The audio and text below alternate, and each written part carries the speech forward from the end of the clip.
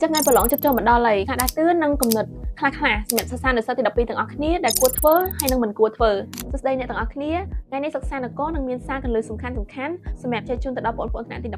អញ្ចឹងដូចយើងទាំងអស់គ្នាដឹងហើយថាសិស្សានុសិស្សទាំងអស់គ្នាបានចំណាយពេលវេលា12ឆ្នាំដើម្បីបញ្ចប់ការសិក្សាចាប់តាំងពីកម្រិតបឋមរហូតដល់កម្រិតវិទ្យាល័យពេលសិស្សានុសិស្សចូលដល់កម្រិតវិទ្យាល័យយើងភាគច្រើនខិតខំស្វះស្វែងសិក្សាអត់ឈប់ឈរគឺដើម្បីបានប្រឡងចប់សញ្ញាបត្រមធ្យមសិក្សាទុតិយភូមិនេះឯង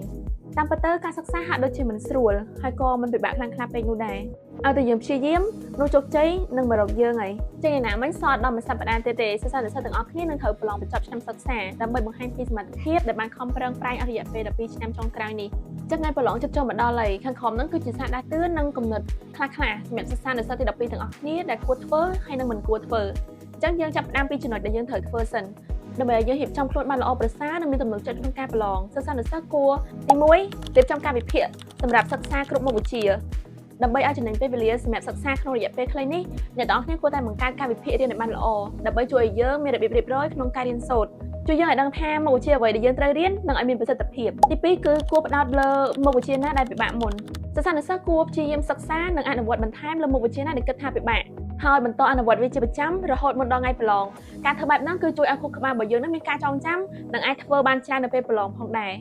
ហើយចំណុចទី3ត្រូវអនុវត្តប្រធានវិញ្ញាសាដែលធ្លាប់ចេញប្រឡងមុន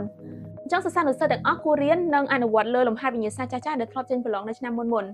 ព្រោះវាអាចជួយយើងយល់ដឹងពីរចនាសម្ព័ន្ធនៃក្តារប្រឡងនិងធ្វើឲ្យយើងមិនមានការភ័ន្តច្រឡំនៅពេលប្រឡងផងដែរហើយចំណុចទី4វិញយើងត្រូវរៀនពីកំហុសខ្លួនឯងនៅពេលដែលសិស្សានុសិស្សធ្វើលំហាត់ក្នុងក្តារប្រឡងក្តីក្នុងសៀវភៅលំហាត់ក្តីវិញ្ញាសាចាស់ៗក្តីអ្នកទាំងអស់គ្នាត្រូវរៀនពីកំហុសនោះហើយនឹងរៀនពីវាព្រោះការធ្វើបែបនោះនឹងធ្វើឲ្យយើង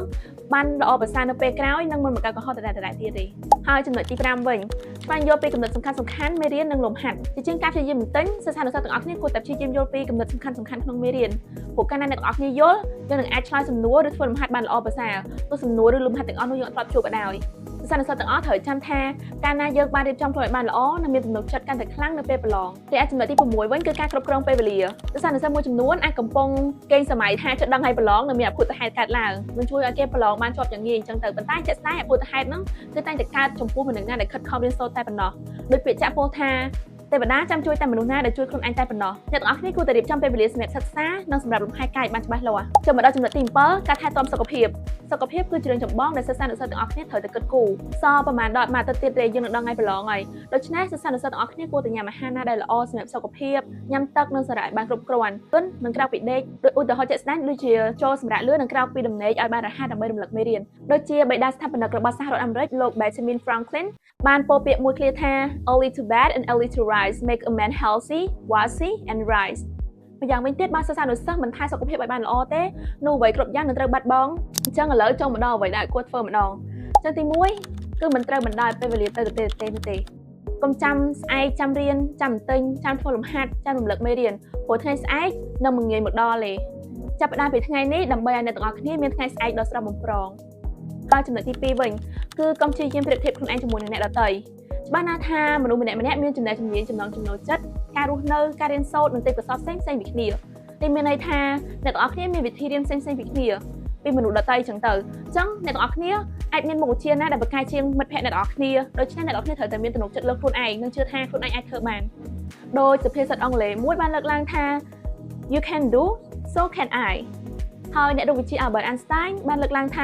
ាមនុស្សគ្រប់គ្នាគឺសិតតែប្រកែប៉ុន្តែបើសិនជាអ្នកកាត់សេចក្តីសមត្ថភាពត្រីដោយការឡើងដើមឈើវានឹងចំណាយពេលពេញមួយជីវិតដែលជឿថានោះគឺជារឿងឈួតសុទ្ធចាំមកដល់ចំណុចទី3កុំព្យាយាមសិក្សាមុខវិជ្ជាទាំងអស់ក្នុងពេលតែមួយបានថាការប្រឡងផ្ដាច់ព្រាត់នេះគឺសំខាន់និងមានអត្ថន័យខ្លាំងណាស់